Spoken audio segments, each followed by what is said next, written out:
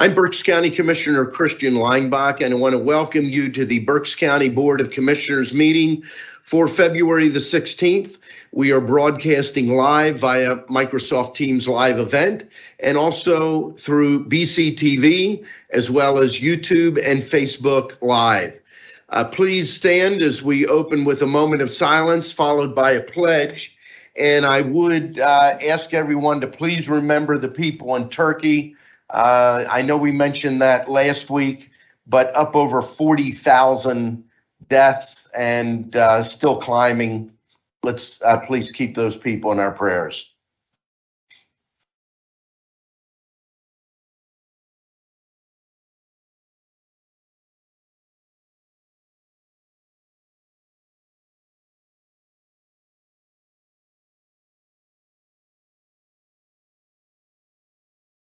I pledge allegiance to the flag of the United States of America and to the republic for which it stands, one nation, under God, indivisible, with liberty and justice for all.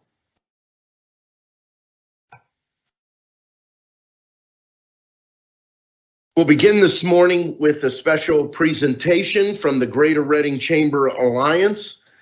This is the 2022 year-end update. I want to recognize Jim Gerlach, who is the president and CEO of GRCA. He's also joined by Aaron Gantz, Senior Director of Economic Development, and Deborah Millman, Esquire, President of the Greater Berks Development Fund and Vice President of GRCA. Jim? There we go. Thank you, Commissioner. You're welcome. Good morning, everybody. Commissioner Rivera, Commissioner Leinbach, and former Commissioner Barnhart. Thank you for allowing us to come by today to provide you with an update on our partnership in 2022 on a myriad of economic development activities and initiatives that we undertook, many of which were with your team here at the county, and we're excited about the progress we made and want to report on that to you and certainly answer any questions you may have as we move forward here in 2023 with our continued partnership to really build the economy and create growth here in Berks County. So with that, I'd like to turn it over to our Director of Economic Development, Aaron Gantz, for a fuller report and certainly, again, any questions you may have. Thank you. Morning. Good morning. Thanks for having us. So on the screen here this morning, I just wanted to acknowledge that in addition to the generous support from the County of Berks, we're pleased to have over 45 private sector economic development investors supporting our mission-based economic development work at our organization. So thank you very much. I'm really looking forward to talking a little bit about 2022. So just really wanted to highlight a couple of key pieces of the current landscape. Looking back on 2022, we tracked over 20 new and expanding businesses in Berks County. There were nearly 18,000 students enrolled in our higher education institutions, and 10,000 active open jobs have been posted in the last 30 days. It's a lot of jobs considering the current unemployment rate that's very low. And from a jobs and GDP perspective, manufacturing remains the number one industry in our community. So over the past year, and it's funny saying that now in mid-2023, but here we are. We worked with over 149 industry diverse companies on both retention and growth, as well as attraction. Those companies represented over 10,000 potential and new jobs to Berks County, and the average building size request was about 160,000 square feet or 60 to 70 acres. And I always take out the big box requests because it just blows that average up when warehouses are looking for 1 million square feet. So the warehouses are not in these numbers. No, okay. Correct. In support of the growth of Berks County industry, specifically those offering opportunity jobs as defined in Imagine Berks, the GRCA team works with existing Berks County companies on retention and growth. Of those 149 companies I just mentioned, 97 of them were Berks County businesses. And so when our team is meeting with Berks County companies, we use the time to determine areas of both challenge and opportunity, and then follow up with these businesses as needed on resource connections and solutions. And of course, we're looking for common challenges and issues across companies in our community. We'll continue this work in 2023. In addition to individual business visits, we'll be exploring additional growth opportunities. We're really pleased to be hosting the Share Reading event on March 15th at the Abraham Lincoln from 3 to 6 p.m. And this event focuses on procurement matchmaking with a focus on women and minority-owned small businesses. And we'll continue to look at the Department of Community and Economic Development's joint venture portal to connect Berks County companies with international opportunities. Part of our work with Berks companies includes connecting them to funding opportunities, and this could be loans, grants, and tax credits. Some of the 2022 highlights included the deployment of $2.8 million over the next 3 years through the Pennsylvania Loan Catalyst Fund, or SSBCI, fun acronym. And this is targeting small and diverse businesses. To date, we've received 5 applications totaling over $335,000 in funding requests. $2.7 million in loans through the Pennsylvania Industrial Development Authority were extended in support of Berks County companies. And these projects total $8.4 million in total project costs. $500,000 was awarded in enterprise zone tax credits for the Supernatural Produce Project at 4th and Elm Streets, and $430,000 to Neighborhood Housing Services of Greater Berks to provide additional capital through their business lending program. And this funding that we provided to NHS complements the county's investment. To date, 6 loan applications have been received and 2 closed on Monday at $25,000 each. We also partnered with both the private and public sector to submit applications for various DCD programs like the Keystone Community Grant and Local Share account. And last but not least, we successfully expanded the Keystone Innovation Zone to include Alvernia University's College Town, GoggleWorks, and Penn State Launchbox, as well as the Albright College Total Experience Learning. Within our work with Berks companies, we focus on industry-specific support with a focus on agriculture and manufacturing. We were pleased to continue working with the Berks County Department of Agriculture on several strategies, which included working on the growtogether.com website and launching it just recently. And this features a variety of resources for our agriculture industry. And soon it will also have a directory featuring local products. We also worked on the Grow Together campaign, an agriculture-focused marketing campaign to educate the Berks County consumers and connect them with ag producers and makers locally. Some of the things that we featured in 2022 were really seasonal based, like local greenhouses and where to find the first flowers of spring, where to source local honey, and how to source Thanksgiving turkey locally, as well as Small Business Saturday. This work in 2023 will evolve to focus on telling the stories of farmers, producers, and makers. And we'll continue to connect the ag industry in partnership with the Department of Ag to resources through the monthly e-newsletter and quarterly postcard mailing. And many of our PETA loans in 2022 were supporting agricultural businesses, and we look forward to continuing that in 2023.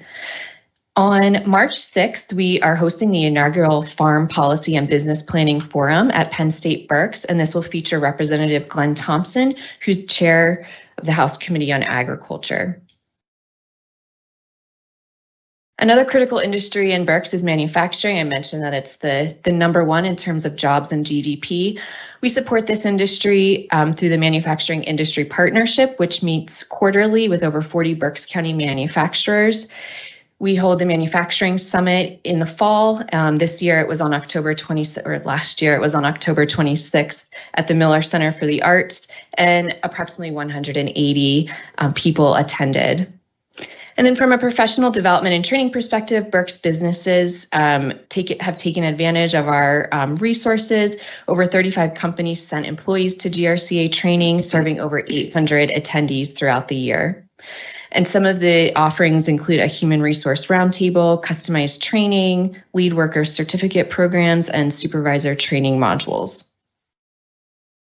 We're really looking forward to working with partners like the Manufacturers Resource Center and Alverna University to add depth and capacity to our professional development and training offerings throughout this year. To continue to position Berks County as a choice for both businesses and people, GRCA utilizes Meet Greater Reading to tie together the organization's business growth, retention, and attraction work, as well as our talent attraction work to showcase what is next and best in Berks County. In June, I know last year I talked about merging selectgreaterreading.com with our Meet Greater Reading assets to create a more robust platform that brings to life the diversity of our community. And we're reaching people through our annual publication, monthly newsletters, as well as across social media. And over the course of 2022, we worked with Pennsylvania Americana's region to continue to develop complementary messaging that aligns with their new updated branding. And we are exploring how we can look at the Meet Greater Reading magazine and the Visitor's Guide and how we may do something together in 2024. And as we look ahead to this year, we're working with Talent Attraction and Strategy Marketing Group called Roll Call to assess and enhance our current efforts. And the Roll Call team has been meeting with Berks County employers and organizational partners, both virtually and in person, over the last 2 weeks. And we're really looking forward to sharing the results and next steps in early April. And I always like to show infographics just to showcase how we're making data and information digestible about the great things, rankings, data, cost of living, et cetera, in our community. So some of the work across municipalities has included working with the City of Reading and the County of Berks on the transit-oriented development work around the Franklin Street Station area. We're working in conjunction with the Berks County Planning Commission on hosting Main Street meetings with all of the Main Street communities on a quarterly basis. And through the Greater Berks Development Fund, we've been working with the Berks County Industrial Development Authority on 2 areas of focus, undertaking the due diligence on the Reading Redevelopment Authority owned property that we all call Panoptical. The address is 212 South 8th Street. And really looking forward to working on that this year. And we're continuing to explore the potential of an investment fund to be utilized for projects across our downtown areas that need creative solutions. So again, that's something we'll be sharing more information on as the year continues. And of course, we're pleased to continue to support the passenger rail efforts in Berks County through the Schuylkill River Passenger Rail Authority and the transit-oriented development work. And I always defer to Jim on that topic. Okay, so we'll just defer. We're thrilled to be working across all of the Imagine Berks committees in some way, shape, or form. Our staff is on almost all of the committees and focus areas and supporting the implementation of this work and weaving it into our economic development strategy for 2023. October is a very busy month in downtown Reading. We're pleased to be leading the local host committee that includes David Hunter and Jeremy Zaborowski for the forthcoming fall conference that will be at the Doubletree by Hilton Reading, Monday 16th through Wednesday, October 18th. And we're excited to highlight significant commercial and industrial and housing investments in our community at the Building Berks Awards, which is going to be on October 25th, so the week after the Economic Development Association conference. Commissioners, thank you so much for your continued support and partnership, and certainly welcome any questions you may have. Thank you. Thank you. Any comments? Just want to take the opportunity to thank the GRCA for their partnership with us here. It's like I've said before, no one organization, no one group can do this by themselves. We need to work together great partner, bringing in PA Americana as well. I'm sure there's other organizations that are involved as well in the economic development. So really do appreciate the work that you're doing here for Berks County. You're a key partner for our growth here in the county. Love the share, the procurement and matchmaking program. Looking forward to, I see Pam is in here. I'd like to, if possible, have the county there as well. That's something Pam and I have spoken about various times, and I know we participated in one, and it's something we want to be able to get out and do more. So that'd be a great opportunity to have the county participate there. Also glad to see the work that you're doing within the ag industry, the buy local specifically. That's something that's extremely important, and we saw that especially when COVID hit, about all the supply chain issues, but those local staples that we could get are more easily available here in the county. So that's great. And something I would say for the ag industry and any industry in particular, you may be good at what you do. You may be a good farmer. You may be a good producer, but if you're not a good business owner, there's really not a lot of benefit to it. So apart from being good at what you do, you also need to be able to be good at running your business, and that's the opportunities that you supply. So thank you for what you do, and just looking forward to a great 2023 and continuing to partner with the GRCA. Thank you very much, Aaron. Deb is in the back, Deb Millman, Jim. I think one of the things that's important to point out, politicians are notorious for taking credit for economic growth and especially for jobs. The reality is government doesn't create net value jobs. Only the private sector does that. The role of government is either an obstacle to economic growth or a support, and that comes through regulatory policy and taxing. If you have high regulation and you have high taxes, it is going to be an impediment to economic growth. And I think one of the strengths that we've brought here in the last 16 years, and I just went over this with our budget office yesterday, we're in our 16th year. Inflation from January 8th until January of this year is about 40%. We've increased taxes twice at about 10%. And that means we're keeping spending under control, well under inflation. But that's a good thing. It's organizations like the Chamber that is run and represented by local businesses. And I know a lot of people think it's all about big business, but a number of years ago, I was involved in a review of your membership, and 80% of your members are 50 or fewer employees. It's small business that drives our local economy.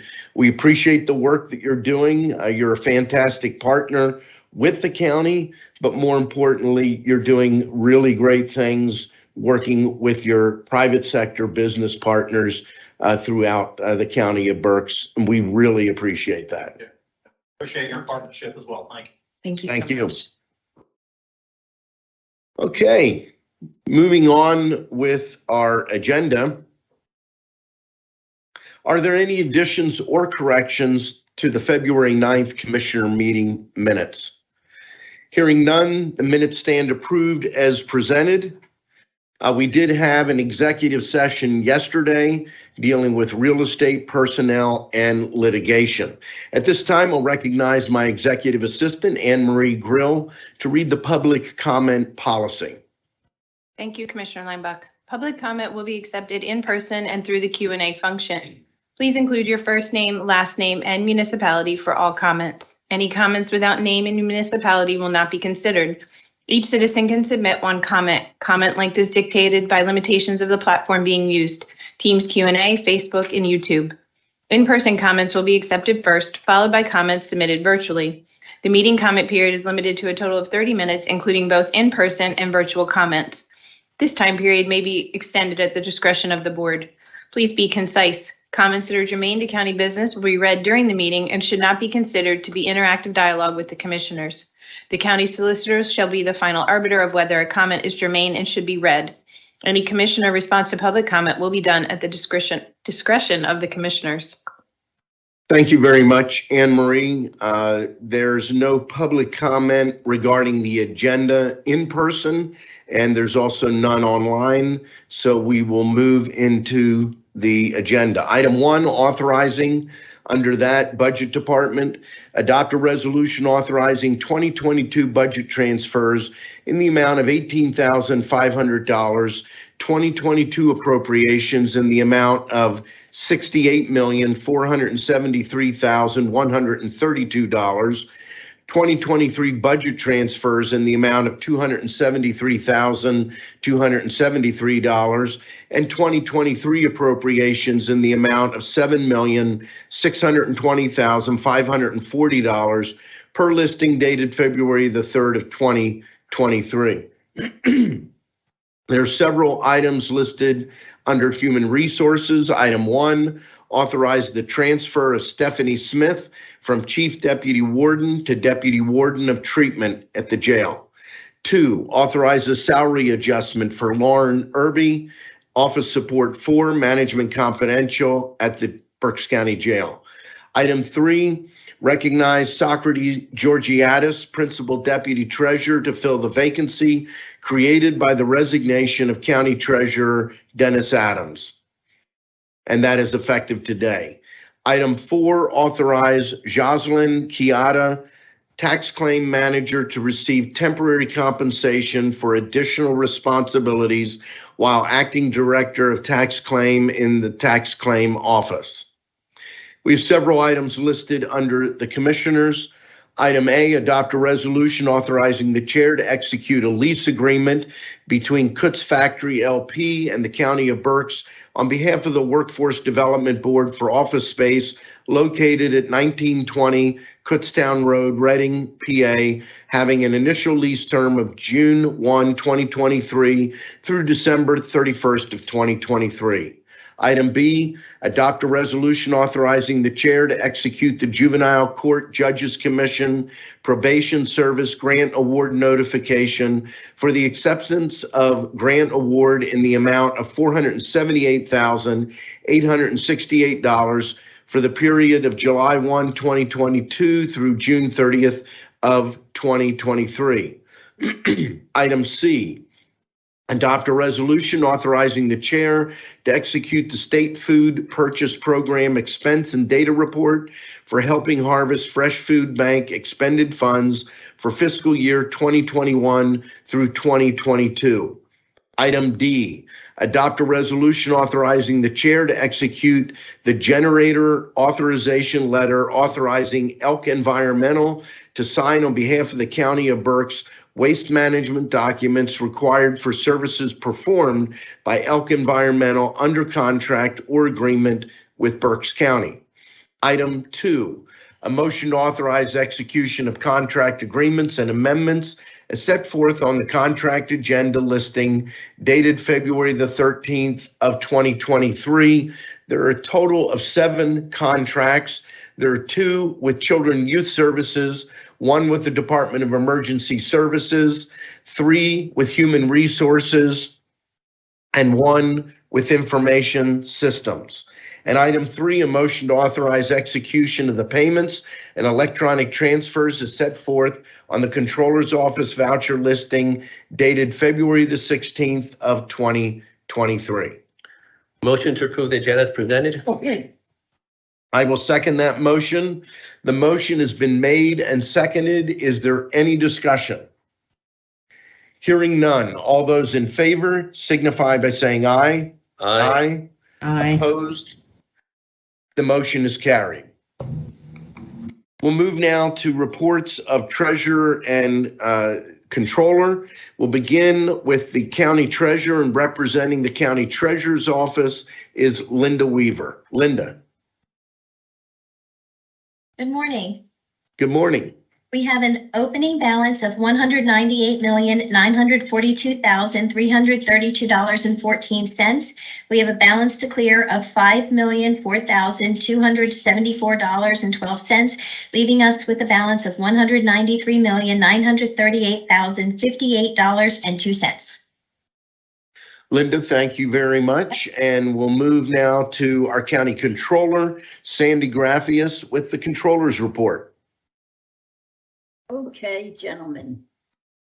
Our total accounts payable is $4,962,239.79. We had a payroll this week. $5,002,753.98 for a grand total of $9,964,993.77. Thank you very much, Sandy. We'll move now to the report of our Chief Operations Officer, and I'll recognize Kevin Barnhart. Thank you, Commissioner Leinbach. On behalf of my colleagues, we want to thank the Board of Judges for their excellent pick in Lucine Sahelnick to serve my unexpired term. She'll be sworn in next Tuesday at 3:30 p.m. in courtroom 5A. So it's a perfect fit, perfectly suited for the position. Also want to thank Sock Georgiadis for stepping forward and serving a role in public service as interim acting treasurer. I've known Sock personally for 40 years. So he's top-notch, a quality person, and thank you for stepping forward.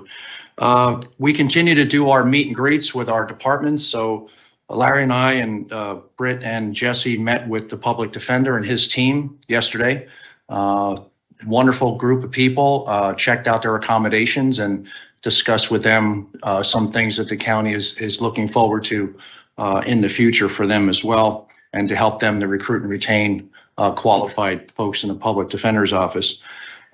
Britt and Larry will be taking the 3-hour tour of the jail this afternoon. We hope to see them back after the 3-hour tour. Really consists of really knowing the nuts and bolts and everything that is challenging at the existing jail. So they'll have a lot to tell us when they come back. Yeah, focus on the 1933 portion and the tunnels. Yes. These are not tunnels that the prisoners are digging to get out. These are tunnels that are underneath the whole thing. And I will point out there's no drainage out of those tunnels because when they were built, they didn't require that. It creates some unique challenges. They You may want to change your shoes, Larry. They brought their different comeback shoes. boots with them. So that's very good. And last but not least, if we can have on the screen, we have some exciting things happening in parks, actually coming up very shortly. We have Tuesday next week, February 21st, Read with a Ranger at 10 a.m. at the Heritage Center, and that's free, but registration is suggested. And then Saturday, February 25th is Maple Sugaring at 10 a.m. at Grings Mill. That is $3 a person, registration required. Information, you can contact L. Gawker, that's L-G-A-U-K-E-R, at countyofberks.com or call 610-374-2944, extension 2611. And we're always looking for volunteers. The County Parks and Recreation Department can't do what they do without the support of dozens and dozens of volunteers. So we're recruiting on Saturday, March 4th at 11 a.m. It'll be at the Heritage Center at 1102 Red Bridge Road. And there's a great opportunity for tour guides, visitor center attendants, event staff, event preparation, trail ambassadors, and park stewards, and no experience necessary. You will be trained. So please come out not only to enjoy our parks, but also to support us in keeping them amazing places for people to recreate. Great. That's all I have at this point. Thank you, commissioners. Thank you very much. We'll move now to commissioner comments and begin with Commissioner Michael Rivera. Thank you, Commissioner Leinbach. A few comments on my end. I want to welcome Lucine Sahelnick to the Board of Commissioners. She will be sworn in on Tuesday, so she will be here next Thursday with us at the board meeting. Looking forward to working with her and her bringing the experience that she has to the board. So Lucine, congratulations, and I look forward to working with you. Also want to thank Dennis Adams for his service with the county. On Tuesday, yes, it was Tuesday. On Tuesday, we announced that Dennis Adams is retiring. He submitted his letter of resignation to the governor on Tuesday. So Dennis, thank you for your 10 years of service to the county. He's just wants more time to be able to enjoy with his children and grandchildren. and that's very understandable. Today we did bring in or name or approve Sok Georgiadis as the Principal Deputy Treasurer. So Sok, thank you for coming in. Sok was or is the solicitor for the Treasurer's Office, so he's well aware of what goes on there. He's been intimately involved with that organization. Linda Weaver, who was on the screen here earlier, not that she isn't capable of running the office. The only thing is she does not live in the county. That's the only reason she was not appointed, or she could not take over the interim treasurer's position. That's why this temporary position was created. But Linda does a great job there, as well as the rest of her team in the treasurer's office. So welcome, Sok. And Linda, thank you for all the work you do there. One last item is this past weekend, Friday through Tuesday, Commissioner Leinbach, myself, and Larry were at the National Association of Counties Legislative Conference in Washington, D.C. We're able to participate from different meetings. We heard different speakers that are at some level in different departments of the federal departments, Department of Housing, the Department of Health and Human Services, and a few others there. I'm part of the Community Economic and Workforce Development Committee, and two of the main issues there were, one, homelessness, and the other was housing, not only the amount of limited housing, but also the cost now, especially for people who want to rent. So those were things that we may say, well, you know, we only thought that was in Berks County. That's not the case. That's an issue that's nationwide. And NACO, through the committee and their leadership, is something that will be focused on throughout this year. Another issue that's really important for NACO, which is also important for the Commissioners County Association of Pennsylvania, or County Commissioners Association of Pennsylvania, is mental health. There are three priorities for CCAP on mental health. So mental health is also a priority for the National Association of Counties, and they also just started a commission on mental health to see how this can be addressed at a national level. It was a great opportunity there, many learnings. I brought information back for some of our department heads, which I'll be getting out to them for them to look into, things that we may be able to implement here in Berks County. So it's a great opportunity, learning opportunity down there, as well as the opportunity to meet. I know Larry met with a group of county executives from throughout the United States as well. So it's a great opportunity for him to meet other people that are in his or similar role as well. There's one from Lehigh County, from Erie County as well here in Pennsylvania. So he's able to make those connections. And there are others from throughout the United States. So it's a great opportunity for Larry as well to meet and learn and make connections, to be able to network with them when situations may arise, or if they're looking to exchange information. It's a great opportunity to go learn and be able to grow to help the county. That's all I have. Back to you. Thank you very much, Commissioner Rivera. I also want to add my thanks to Dennis Adams for his years of service as our treasurer. I know that it's not something he planned to do, to resign partway through a term, but it's something that he believed he had to do. Dennis was working very closely with the county, which is why we were making some of the changes. We created a little over a week ago the position that we on Tuesday appointed Socrates Georgiadis to serve in. That was because we knew from discussions with Dennis what he was going to do on Tuesday. We wish Dennis the very best. As noted, Linda Weaver, as well as the whole Treasurers team, do a fantastic job. And the law is pretty clear, you cannot move a deputy up to the acting role unless they live within the county. They have to meet all the requirements that the elected position would meet. And so Linda does not live in the county. But great team, and wish Soc the best.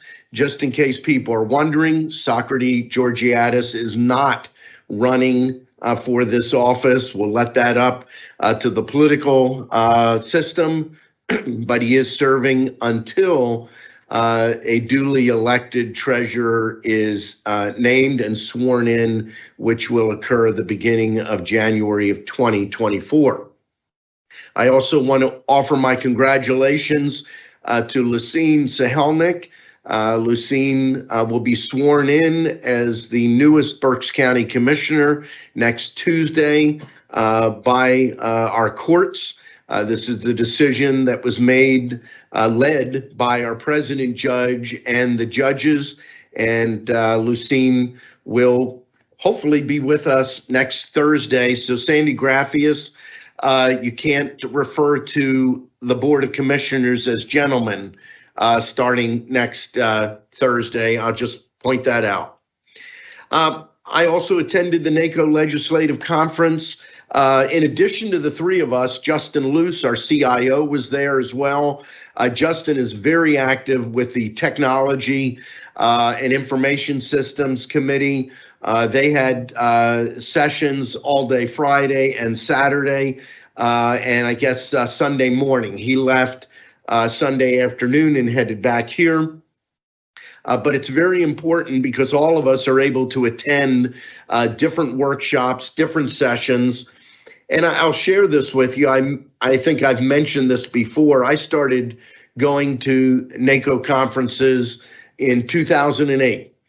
And I have notes from every single conference I've ever attended. They're not massive notes. I try to write down things that are takeaways that I can bring back either to help me do a better job or bring back to various departments. Some highlights from this conference, the need for us to revisit the Public Promise Insurance Program through NACO.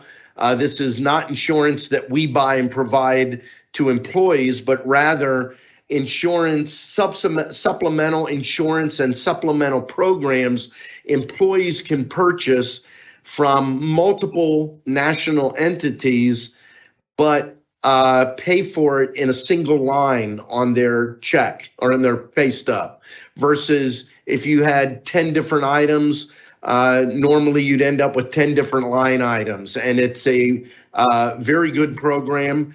They also launched at the conference Public Promise Procurement. Some of you are aware that for decades, NACO was part of U.S. Communities, which was a public procurement platform used by counties across the country, used by most of the states, used by school districts across the country. And while they were part owner, they were not majority owner. And a little over 4 years ago, the majority owner sold their share, forced NACO to sell their share, and they were in a non-compete. They couldn't go back into the procurement business. And fortunately or unfortunately, the U.S. Communities system as we know it failed. It was highly successful, but the company that bought it went a different direction and a different strategy.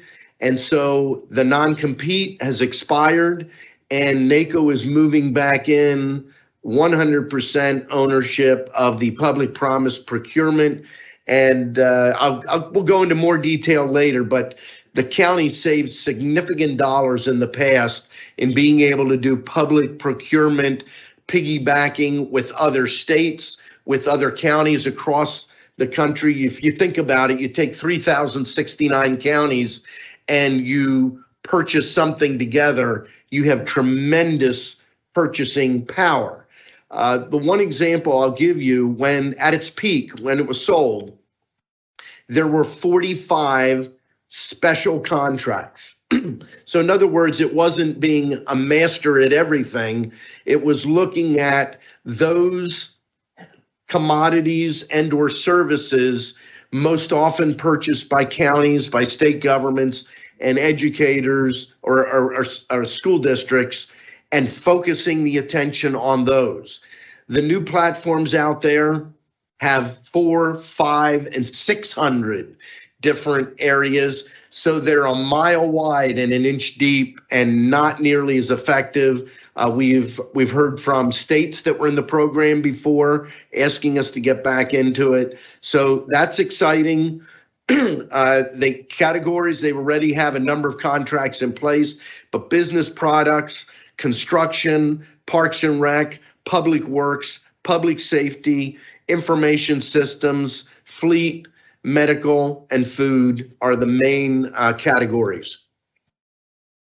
One of the speakers that we heard from, and I'm just giving my opinion, and I see this on both sides. I've been at NACO under Republican administrations. I've been at NACO under Democratic administrations.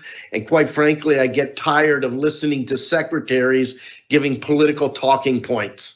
And a significant part of what I heard from secretaries from this administration, just like they were in the Trump administration, so I'm being fair, are giving the talking points to make the administration look good. There was one exception, and that was the Honorable Tom Vilsack. He is the Secretary of the U.S. Department of Agriculture. He's actually served under 2 Democratic presidents and 1 Republican, and he actually shared critical information regarding the Farm Bill, regarding agriculture and the challenges, the differences between your big Midwest, I hesitate to say corporate farms, but enormous operations, and then farms that we have here in Pennsylvania.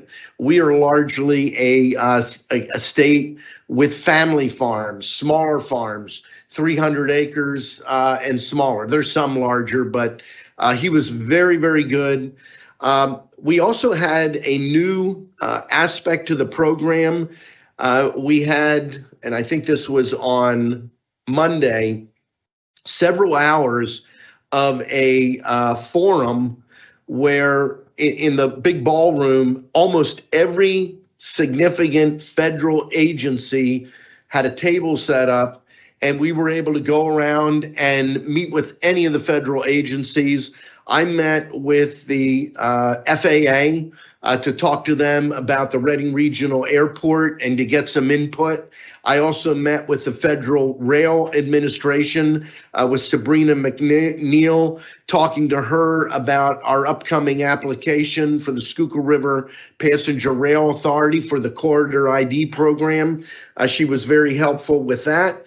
And then one of the last things I attended was a broadband workshop going over all of the different opportunities relative to broadband and the different ways various counties are addressing the broadband issue going forward.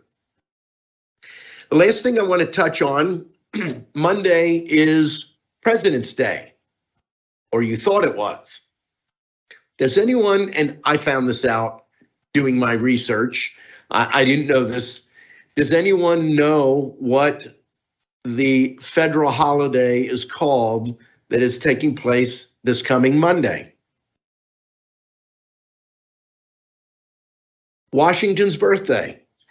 It was never named President's Day. That's largely become a commercial approach, in part because we used to celebrate Washington's birthday on Washington's birthday, which is the 22nd, and we used to celebrate Lincoln's birthday on the 12th, which was his birthday. But Rutherford B. Hayes made February 22nd a legal holiday. And then later on, it was moved, I think about 30 years ago, to this particular Monday in February. But still, the name was never changed. It's still known as Washington's birthday. If you're old enough, if you're like me, I remember celebrating Lincoln and Washington's birthday growing up. What is also interesting, Washington's birthday became a regular celebration shortly after his death, and it's never ended. So I think it's important to understand that, because Washington, and I would argue Lincoln, are the 2 most significant presidents in American history for 2 very different reasons. There were very different points in time. And we would do well to remember that President's Day is not necessarily a celebration of every single president that's ever served in the United States. It really is a celebration of Washington's birthday. So just throw that out. Maybe think about that on Monday as you're celebrating it, and share that little tidbit of information with others. I don't know if you heard Kevin's comment. No, what was Kevin's comment? What was Kevin's comment? Well, you could have said of Washington, but you were kind enough to make it Abraham Lincoln. I don't know, Sandy, if you want to retort, but I think she's on mute. So with that, any comments from row officers? Hearing none, we do have one comment in person, and that is from Maria Bogdanovo. Don't try it. I will do it for you.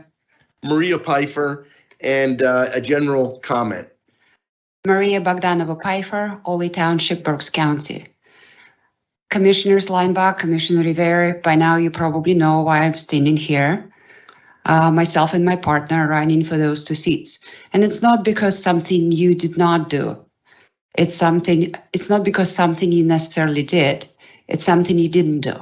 Because people in the community, like myself, like those agricultural folks that petitioned for you, that work the polls to keep you in the seats, to put you in those seats, you turn your backs on them. There is one fundamental right, is the right to vote. I took my oath to become a citizen right here in Berks County. When I pledge allegiance to the flag, I mean every word of it. When I put my hand on the Bible, I mean it. So when people come and they try to get your attention that something is wrong with the electoral system, it's their right, fundamental, very basic, but essential to the function of this country. And that's when you turn your back on them. I was a poll watcher. I know what I saw. I know that last Saturday you did not go to you were in Washington, D.C., so you were not at the GOP nomination committee meeting. So congratulations to those, sheriff and everybody else who were backed by the people and endorsed. Unfortunately for both of you, people spoke. You did not get their endorsement, and that was for a reason.